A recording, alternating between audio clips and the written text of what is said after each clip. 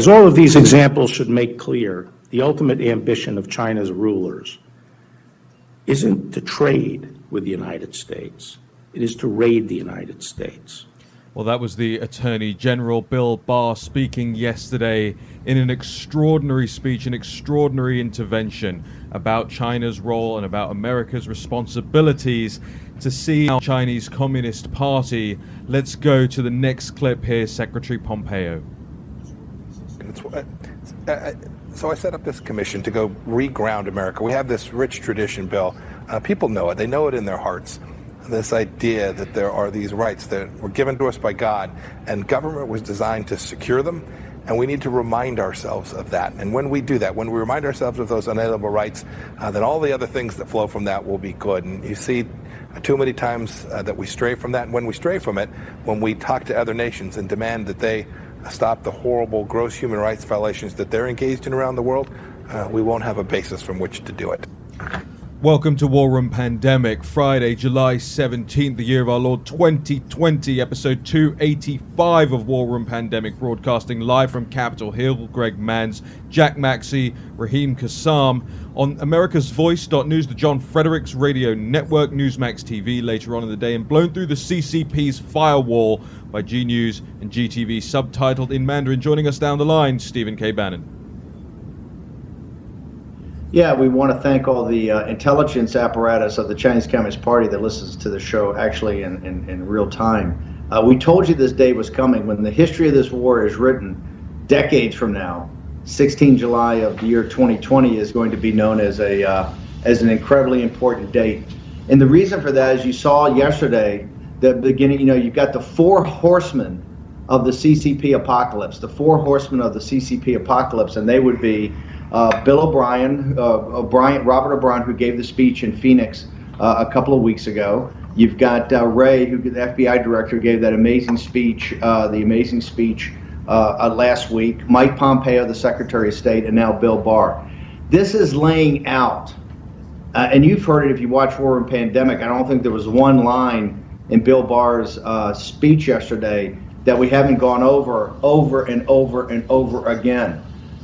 This laid out the war plan, right? This laid out how the Chinese Communist Party, and he said the rulers, not the leaders, not the democratically elected officials, the rulers of the Chinese Communist Party.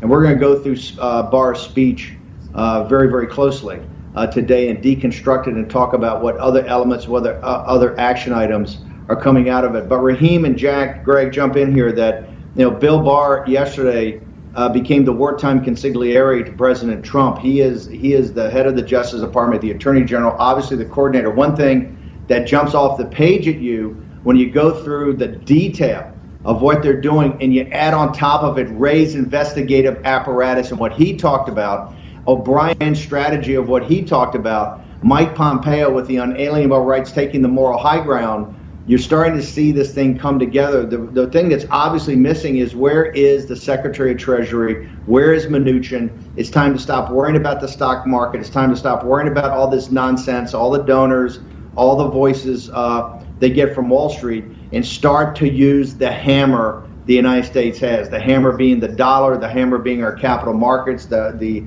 hammer being the sanctions we can put on financial institutions, the SWIFT system, the way people move money around, all of that. We have these tools in the toolbox. And I got to tell you, as we're going to get to later in one of the segments, Bill Barr put a direct shot across the bow, something we've talked about for months. These are these FARA violations by these executives on Wall Street, the hedge funds, the private equity groups, the corporations, these people that are actively lobbying intensely the Trump administration to take certain actions. To understand, Bill Barr lays it out brutally.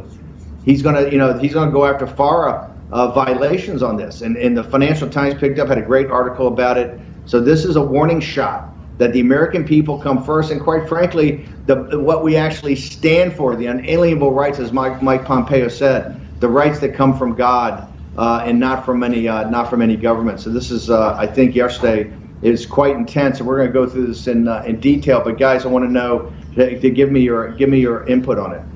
Well, one of the things, Steve, as we're watching us go against some of these companies, these tech companies, I thought it was very important that he actually names some of the biggest tech companies in America. He says, over the years, corporations such as Google, Microsoft, Yahoo, and Apple have shown themselves all too willing to collaborate with the CCP. I mean, if that's not stating it in black and white, I don't know what is. Hold it, stop. Jack? Yes, sir. Jack, you're burying the lead. He used the word collaborate. He didn't say work with, he didn't say, grow, but he said collaborate, as in collaborators. This speech was brutal. In corporate America, the American people ought to, and of course last night on mainstream media, you didn't see this speech go into because they're too busy, beating up President Trump for having the deregulation aspect in his yesterday in the White House. And quite frankly, I do agree that deregulation and the other day for the infrastructure, those are both incredibly important issues, but now's not the time to do it. What you saw yesterday, I think, is so important for the administration. It's so important going forward. You actually saw the coming together now of the last week or two, and personified by Pompeo's talk at the Economic Club in New York, and then the interview on Fox and Barr's speech, a actually thought through war plan in every vertical. Information warfare, tech warfare, economic warfare, and kinetic warfare. You've seen it all come together on a global basis, and from the sublime to the ridiculous, from the very detail. We're going to go, these collaborators, and he called the Attorney General of the United States called Apple, Google, Microsoft, all these collaborators with the rulers of the Chinese Communist Party, the worst devils on earth. But you don't see on the flip side, you have to have the same type of wartime presidency on the pandemic. And because remember, the pandemic and the CCP are two sides, the war against the CCP are two sides of the same coin. It's the reason we do War Room Pandemic. It's the reason we started this thing back in January. It's the reason I refused to change the name to War Room 2020. 2020 is about this. It's about the pandemic and accountability of those who started it. That's what Barr's talking about. It's no more happy talk. He's saying, hey, here's who you are. Here's what you're doing. Here's who's collaborating with you. He named companies and essentially named the Wall Street financial institutions and said, hey, I'm going to come after you on FARA, so you better shut up. And one of the reasons you haven't seen Treasury step forward, right, as tough as the Justice Department, as tough as the FBI, as tough as the National Security Advisor, as tough as the Secretary of State, right, is because of what Bill Barr was talking about. And Bill Barr backed him off yesterday. He dared him to continue that type of behavior. So we'll go through this in detail, but I thought it was just magnificent the way this thing's come together, and the courage that Barr, I think, showed to go against huge constituencies of the Republican Party, the corporations and the Wall Street crowd. And this is putting Joe Biden on notice. For Joe Biden's team, for Jake Sullivan and these guys, and we'd love to have you on the show, right? We'd love to have you come on the show and walk through. If you've got a counter to what you've seen over the last couple of weeks, we'd like to have his national security advisors come on here and walk through it. And I think Joe Biden owes it to the American people now to put out a counter to this. This is what, Richard Haas said the other day. Oh, nobody's going to go in and pull a lever in China. Haas, you're just dead wrong, brother. You did a full face plant, because right now in the last 48 hours, you've seen more of how this is the center, and people are going to start to connect. We're going to have Pompeo later. The direct linkage between the Chinese Communist Party and this pandemic. This economic carnage, obviously the deaths, etc. I do think the president's got a war. He's got a war council, a council of war on the CCP grand global strategy and what you're doing. He needs that same sort of, I think, focus on and it's more than, I think, the task force. I think it gets to be a handful of principles that every day should be around the president, talking to him about how he should combat the CCP virus.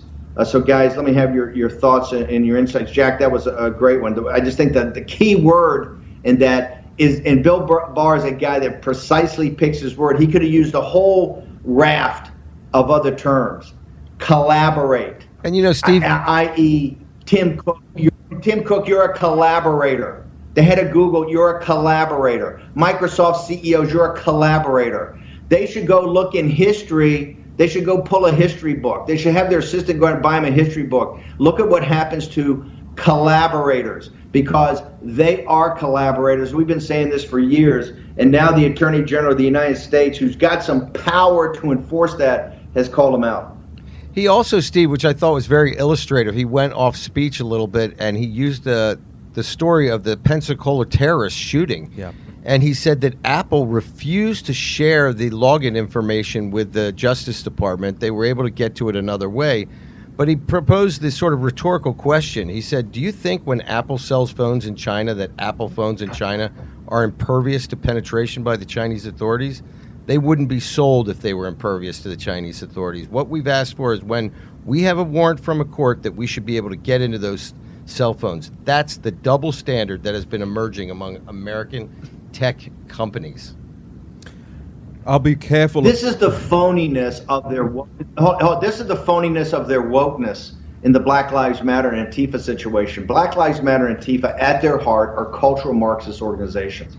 All this wokeness of the NBA, all this wokeness of the corporations, of the NFL giving $40 million. Yes, they're absolutely issues of race and racism that have to be addressed. Everything to do that, and we try to have as many black voices on here as possible to talk about that. But this wokeness hides their collaboration with a brutal dictatorship that is the Chinese Communist Party for purely economic reasons, for access. The NBA is blatant about it, for access to their markets, okay, and for access to the slave labor that are the Chinese Communist Party, the Chinese people under the Chinese Communist Party. It's a business model. And I think yesterday, Jack, I think it's a great thing. Apple is disgusting. Okay, Apple's disgusting. They put all the nice little commercials they want up, and all the little, be as woke as you want to be. Cook and those guys are absolutely disgusting. I find it revolting that he's allowed in the White House. And I think people that hang out with him in the White House and get selfies with him in the White House, it's absolutely revolting. He's a flat-out collaborator with the Chinese Communist Party, and I'm so proud that Bill Barr had the courage to call him out yesterday. I just think it was fantastic. Well, whoever wrote this speech alongside the Attorney General deserves incredible applause and plaudits in the history books for this, Steve. I mean, it was perfectly formulated, as Jack says, with the examples scattered throughout it, but also the specificity of the words used. Not just collaborate, but if you look at some of the stuff that's in there, right from the get-go, phrases like all too often for the sake of short-term profits, American companies have succumbed to that influence even at the expense of freedom and openness in the United States. Sadly, examples of American business bowing to Beijing are legion. This goes on, and in this speech, I commend to the audience, if you haven't gone through this line by line yourselves, you're doing yourself a disservice. This is everything right here that you need to know. Everything we've been saying here, everything we've been reporting out about the CCP. Steve, we've got about 45 seconds to go till break. Yeah, I want to thank Kyle Olbert and Greg Manns, the guys that do the show notes, because if you read this speech, it's what we've talked about for months and months, and quite frankly for years.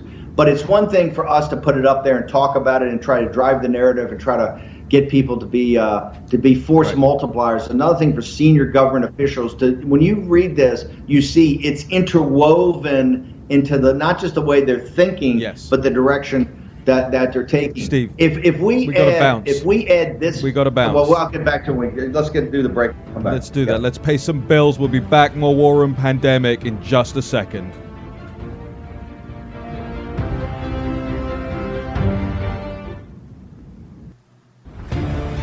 War Room Pandemic with Stephen K. Bannon. The epidemic is a demon, and we cannot let this demon hide. War Room Pandemic. Here's your host, Stephen K. Bannon. Welcome back to the War Room with Greg Manns, Jack Maxey, and Raheem Kassam on Capitol Hill. Over to Stephen K. Bannon. In these turbulent times, every entrepreneur needs every tool you can get your hand on. The best tool is NetSuite by Oracle. It's a software package that pulls everything together. Go to netsuite.com/Bannon, Bannon, to get your 7 action steps every entrepreneur should read. during these turbulent times. That's NetSuite by Oracle. Raheem, back to you. Steve, you said every tool, but in the last segment, you said it wasn't necessarily the time to do the deregulation thing. I disagree, and I want to push back on that. I want to hear why you don't think it's necessarily time. If you're going to, if the Attorney General is going up there and talking about American big corporates helping China, collaborating with China, then surely now is the time, at the time the American economy is reopening, at the time you're trying to convince people to spend money, at the time you're assailing the CCP, surely now is the perfect time to push this deregulation stuff through. Let's slip the dogs of war of American small and medium enterprises. Okay, I think that's good. All I'm saying is that you've got two sides of this right now, and clearly the infrastructure part that he went down to Atlanta the other day is very important, and this deregulation is also very important. I just think you've got this gravitas and this seriousness that's on the warfighting side in every vertical, except for the financial verticals. The Treasury Secretary is AWOL. But you've got you got FBI, you have National Security Advisor, Secretary of State, even Secretary of Defense, and now Bill Barr kind of tying it all together with this really sense of purpose and a sense of direction. You can actually see how the CCP can be combated. You can also see how they can collapse. We're going to get into this a little later about it's a Ponzi scheme. It's a house of cards. They're a paper tiger. We keep saying this. Wall Street Journal's got a story about a $52 trillion real estate bubble they've got in China because they just keep printing RMB.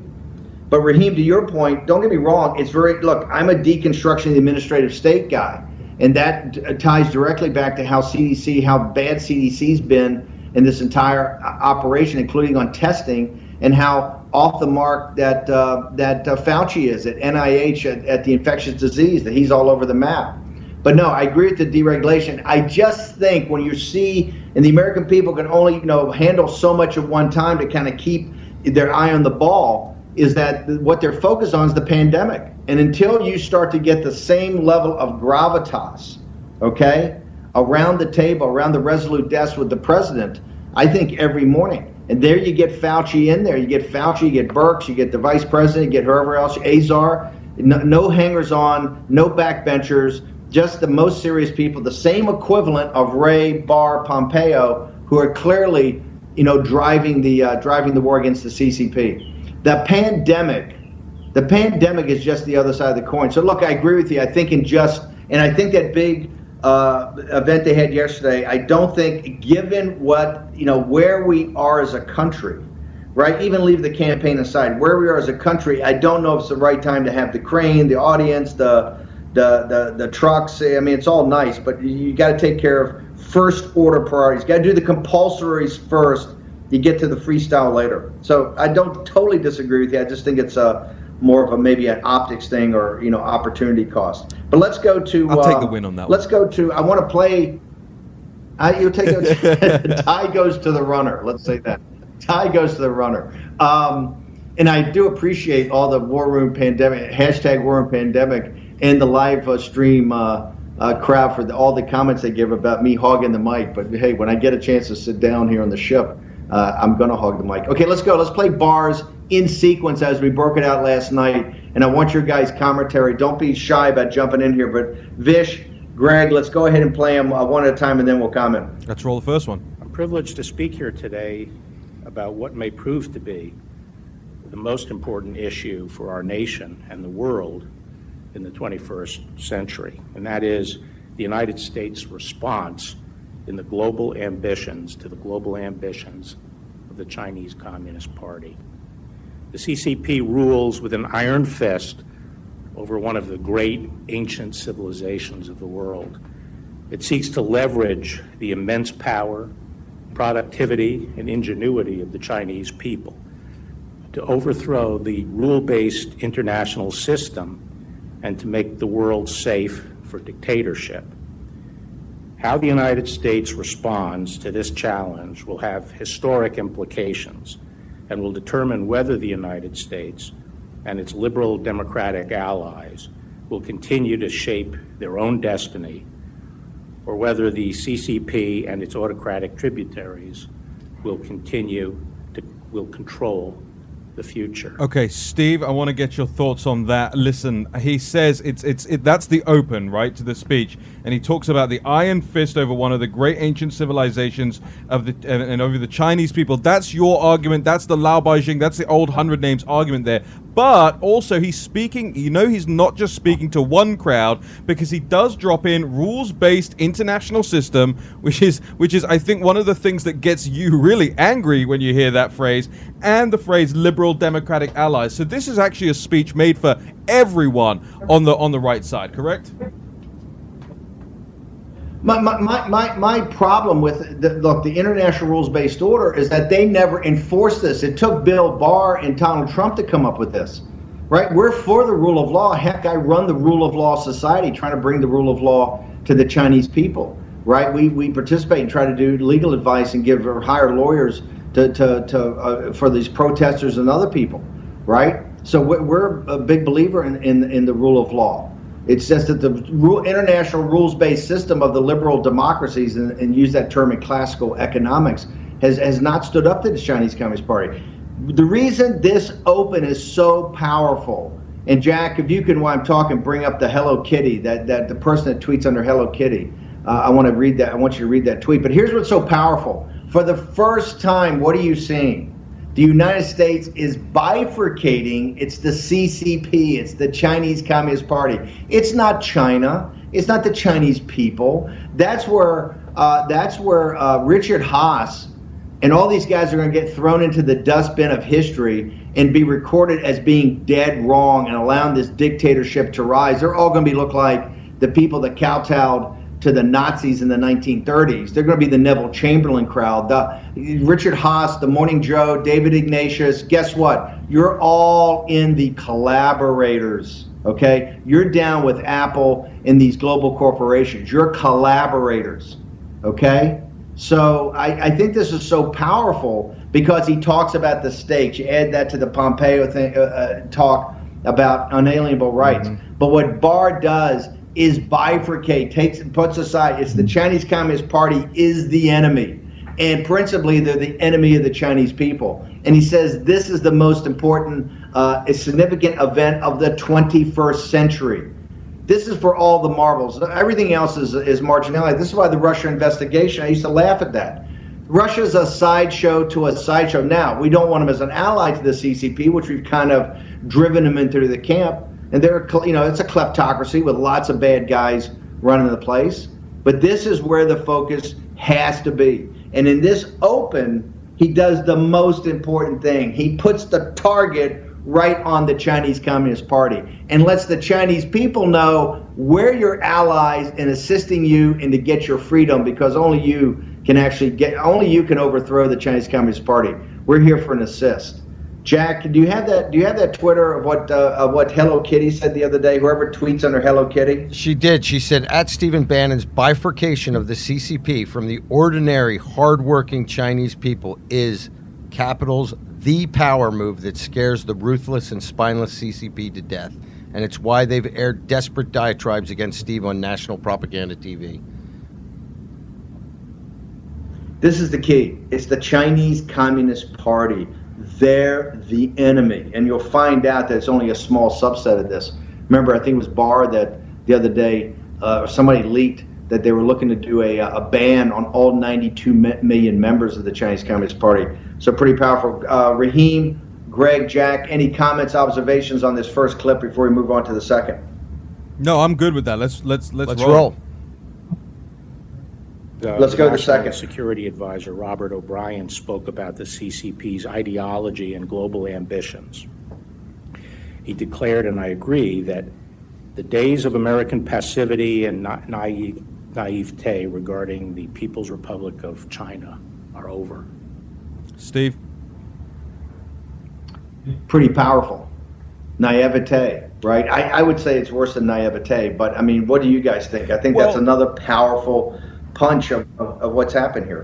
Well, let me just say this, and I'll throw it to Jack as well. That there are a lot of people out there, and we've witnessed this when we go through and we charge people, whether it's our investigations on the Pulse or whether it's from here in studio, when we charge certain people with being collaborators, it is very clear that some of them are naive. They are totally, they haven't heard of things, they want links to things, and when they find out about what has been going on in their name or in their firms, they're actually shocked. They're appalled. I've had a letter in the last week, Steve. I won't get into it now, but I had a letter from one of these guys' lawyers, and he says to me that we've exposed it. He says to me, "Hey, we don't disagree with anything that you wrote about our client. We're very sorry. It was a mistake. We want to move on from it." They didn't realize, quite the extent to which he was accidentally, apparently collaborating, Steve. And I'm going to throw it to Jack just before the break here.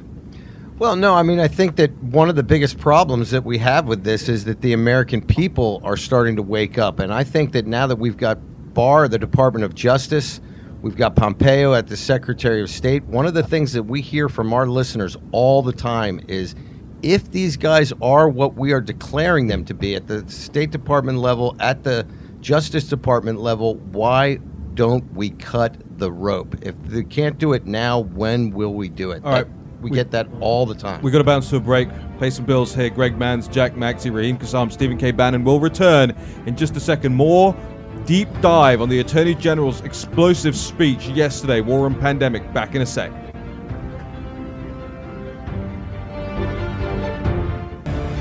War Room Pandemic with Stephen K. Bannon. The epidemic is a demon, and we cannot let this demon hide. War Room Pandemic. Here's your host, Stephen K. Bannon. Okay, welcome back to War Room Pandemic. We're in the War Room here on Capitol Hill. Greg Manns, Jack Maxey, and Raheem Kassam. Over to Stephen K. Bannon. Look, in turbulent times, opportunities are there, but opportunities have to be seized. That's what the key to an entrepreneur is, calculated risk. How do you do that? What you need is tools, and the tool you need in your toolbox is NetSuite by Oracle. Remember, Oracle is number one on the cloud. NetSuite's number one with entrepreneurs. If your company is $1 million in revenue to $100 million, you need this software package. Go to NetSuite/Bannon, Bannon today. Get the 7 action steps every entrepreneur should be taking during this time of crisis and this time of turbulence. Speaking of turbulence, Raheem, the Attorney General of the United States is saying how we're going to end the turbulence, and we're going to end the turbulence with victory, okay? This speech yesterday was just incredible. It tied together so much, that different elements of the government. He talked about a whole of society approach. We certainly have a whole of government approach in combating the Chinese Communist Party now. Let's go back, Raheem, to you, Greg, and Jack, playing some of these clips, and let's get the commentary and analysis around this. Yeah, let's roll clip 3. The People's Republic of China is now engaged in an economic blitzkrieg, an aggressive, orchestrated, whole of government, indeed whole of society campaign to seize the commanding heights of the global economy and to surpass the United States as the world's preeminent technological superpower. Jack, just put that into context for us. Economic blitzkrieg. What is he saying? Well, the blitzkrieg is defined as lightning war. It's a combined arms effort, a full spectrum warfare. They used armor in combination with air and support by infantry. It was meant to overwhelm the enemy. And this is exactly what we're seeing here. And I hope that we take the war to the CCP. What does it say to you, Jack, and then Steve, that he used that term, economic blitzkrieg? Jack, don't bury the lead. That it is a form of warfare. It's a form of combined arms that put pressure on the weakest part of an enemy. But it's the Wehrmacht's phrase. He used the phrase that directly associates the CCP with the Nazis. This is absolutely brilliant. What Barr and the people of the Justice Department did, this part is that he did a direct link. Like, if you haven't gotten the joke from the open, let me reiterate. An economic blitzkrieg they brought, and he talked about the tools, they brought all the tools together to overwhelm the international rules-based order of the liberal industrial democracies, what we call the Alliance of Liberty. And this, using the term blitzkrieg, these are specifically chosen, you can tell, yes, to connect it. And remember, you have information/technological warfare, you have economic warfare, and you have kinetic warfare. If you read Bolton's book and McMaster's and all these guys, they're too caught up in the kinetic aspect of it. Look, I'm a naval officer. My daughter's 101st. I understand. I get the importance of kinetic warfare. But in today's 21st century, it's information tech and economic that can give you the grounds. And he basically said they're using that in a blitzkrieg to overwhelm us, and directly tied it back to the Wehrmacht and the Nazis. This, if I'm in the CCP, hey, this guy put a target right on you, and this phrase is absolutely perfectly crafted and beautifully presented. I think it's very, very, very powerful. I think that's absolutely right, and I think that, you make the point, and it's the intentional use, and I'll keep saying this over the course of the next couple of segments when we're covering this.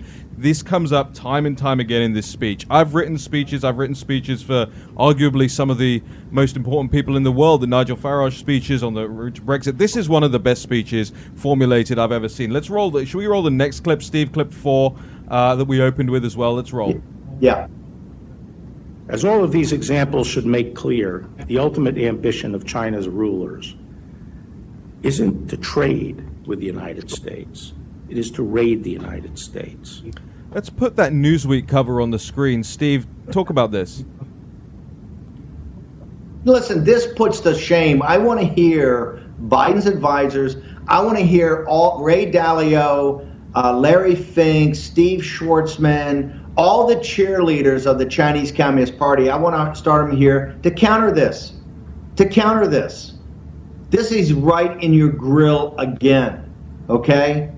Look at that cover in Newsweek. This is the American capital. And remember, here's what you have to embrace in our audience. It's the deplorables money. It's your pension funds, insurance money, your bank savings, all of that. That's the capital. It's the institutional capital. That means pension funds, foundations. It's your money. It's managed by these people for a 2% management fee and 20% of the ups. That's the deal, and that's what they've done. These collaborators with the corporations have gone and worked with the Chinese Communist Party, right? And all this saying, oh, we want to trade, we have to trade, no, they decoupled from us technologically. They've got a very sophisticated war plan. She talks about it all the time. And Bill Barr in this phrase just went back, this is not about trade, this is not about trading with us. This is about attacking us. This is about destroying us. This is about coming after us.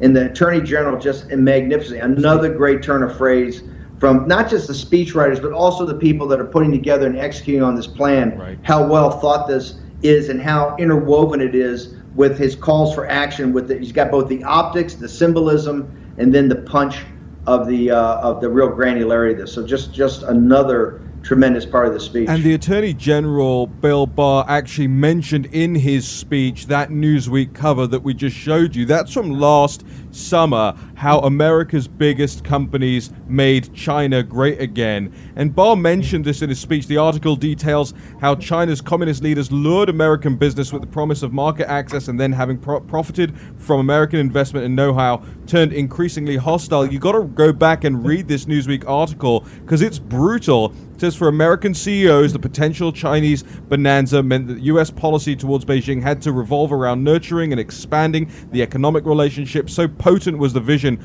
of China transforming itself from an insular, hostile, and dirt-poor nation into a country of 1 billion customers, as James McGregor, former head of the American Chamber of Commerce in Beijing, put it, that even the shock of the 1989 massacre in Tiananmen Square, the 30th anniversary of which just passed, faded in relatively short order. Just 2 years after Tiananmen, American direct investment in China shot up from $217 million in 1991 to nearly $2 billion the next year, Steve. Look, in Tiananmen, it was 30 days after Tiananmen. I think it was General Scowcroft was over there, telling him it was going to be okay. When the Bush administration, the Clinton administration, the second Bush administration, Obama, and particularly Biden. Okay, this is the permanent, is not any one political party. This is the permanent political class with Wall Street capital, and the global corporations have done this. And Bill Barr has called it out. I think that Newsweek story was fantastic. And you're seeing some great journalism come up over the last couple of years. And we're very proud and humbled to be part of the part of this effort, part of this movement. Once again, you just see and remember, the business models on the shoulders of Lao Beijing, old 100 names. They're the ones that are enslaved. The corporations didn't do it to make their lives better. They did it for higher profits, right? Because of labor costs. That's what it is, labor costs and productivity. Labor costs and productivity. Now, we've got great productivity, the best productivity in the world, and just about the world in the United States. But what they wanted is to cut out the labor costs. They talk about their wokeness. This is what makes me so sick of how phony these people are, and they're nothing but phonies. Okay, they're nothing but phonies. And their day's coming, okay? Remember, the Attorney General of the United States, not Steve Bannon with his hair on fire running around, the Attorney General of the United States called you collaborators. That's going to stick. That's how history is going to remember you, okay? That's going to stick because you have been collaborators, and your track record is just atrocious. And this is what Joe Biden's got to stop the happy talk. I'm a populist, economic nationalism. He's got to get down to what that really means, right? And all he's done is kowtow, and all he has done is basically collapse on any negotiation with Xi and the Chinese Communist Party during his 8 years. Has been just absolutely atrocious. You guys, let's go. You want to go to the next clip? Well, Jack, No, Steve, I just wanted to make one remark. You know, we're talking about this idea of jump in, guys. combined arms. We've had the FBI, Wray. We've had the Department of State, Pompeo. We've got the Department of Justice with Barr. When are we going to hear from Treasury and Mnuchin to make this a combined armed effort? You want to hit them with a blitzkrieg, a reverse blitzkrieg. Hong Kong's the anvil, and the American capital is the hammer. We should very simply, and I've said this over and over and over again, and this is what the Hong Kong people want. They want their freedom. They don't want to live in a gulag, which this is becoming. They want their freedom. They understand the only way to get their freedom is break the Chinese Communist Party. Number one, stop any trade relationship we have with them. Number two, limit and shut down the exchanges so they can't get access to the U.S. dollar.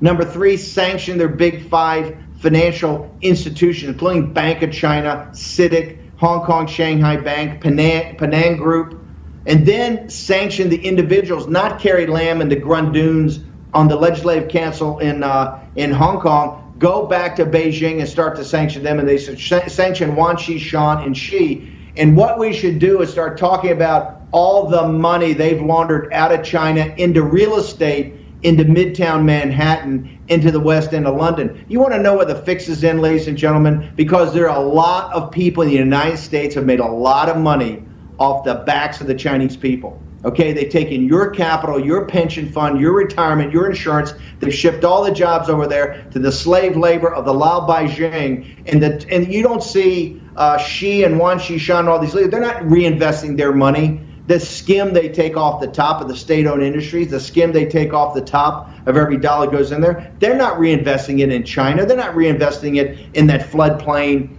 of the Yangtze River and the Three Gorges Dam, where they could care less if 100 million people die in this massive flood, this historic flood. They're laundering their money back through H&A and these corporate Anbon Insurance Company, H&A. It's all out there in the public. They're laundering that money into real estate in Midtown Manhattan and other investments in the United States in the West End of London. The heads of the Chinese Communist Party, the families that run it, are orders of magnitude wealthier than the Kingdom of Saudi Arabia, princes, Kuwait, Bahrain, UAE, Qatar. That's all chump change. This is real money, okay? And the Wall Street Journal will get into, hopefully in the next hour, talk about our debt. We'll talk about the Ponzi scheme this is. They continue to print RMB. The Treasury Department and Mnuchin have got to get off the dime. It's ridiculous that they are beholden to the Wall Street interests. It's ridiculous that they are beholden to the corporate interests. And President Trump has to understand something. You just had the largest percentage increase in the history of the stock market in the second quarter, okay? And your numbers dropped 8 points. There's no correlation between a healthy stock market and your reelection. It's about the pandemic, it's about jobs, it's about right here, taking on the Chinese Communist Party. One way you have to take them on is you have to get the Treasury Secretary. He's got to be on watch. He has to join your National Security Advisor, Robert O'Brien, your FBI Director, Wray, your Secretary of State, Pompeo, and your Attorney General, Bill Barr. The four horsemen of the CCP apocalypse. We need a fifth horseman. We've got Lighthizer, we've got Navarro, we've got all these people that are augmenting it, but you need another cabinet official. Yep. Where is the Treasury Department? And not with some happy talk, we're going to, announce some sanctions, and it never happened. We're going to jump to a break here on War Room Pandemic. We'll be back with more Stephen K. Bannon, Greg Manns, Jack Maxey, Raheem Kassam. War Room Pandemic returns after this short break. War Room Pandemic with Stephen K. Bannon. The epidemic is a demon, and we cannot let this demon hide. War Room Pandemic. Here's your host, Stephen K. Bannon. Welcome back to the War Room. It's Friday, July 17th. Just another incredibly important day yesterday with the Attorney General's speech. We're going through it almost line by line. It bears repeating and it bears analysis. Greg Manns, Jack Maxey, Raheem Kassam here on Capitol Hill. Over to Stephen K. Bannon.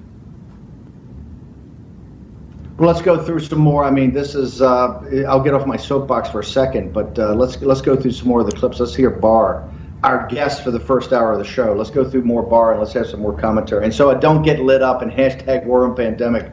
Jump in and hear more, guys, and just grab the mic and hold on for dear life. Too late for that. Let's roll the next clip.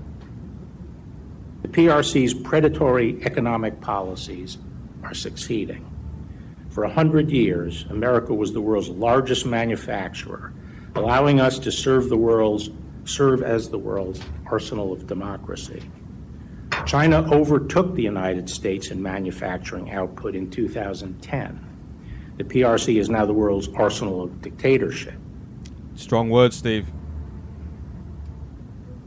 Arsenal of democracy. We've talked about that a lot. The other day we were just talking about the arsenal of democracy from the time of the Czechoslovakian crisis in Munich, where the West cratered, to the testing of the atomic weapon was 7 years. Right? That is a time when decades happen in days. 7 years for all that destruction and all that chaos in World War II. 7 years. And we talked about the way we won it was the arsenal of democracy. That was what ended up with the Manhattan Project, right? And so you see here he considered the arsenal of democracy, and he talks about the arsenal of dictatorship. Raheem, that gets back to your tech war, of which they decoupled from us now back in April of 2019 to set their own standards. But whether it's Zoom, it's Huawei, it's TikTok, it's these things that seem harmless, WeChat, right? This is all information warfare. Information warfare has a content part of it and it has a technology part of it, both cyber and technology, right? And so this is what Barr is calling out, the arsenal of dictatorship. Nothing could throw down, I think, harder than using that phrase. Yeah, I think that's right. Should we keep rolling with these, Steve?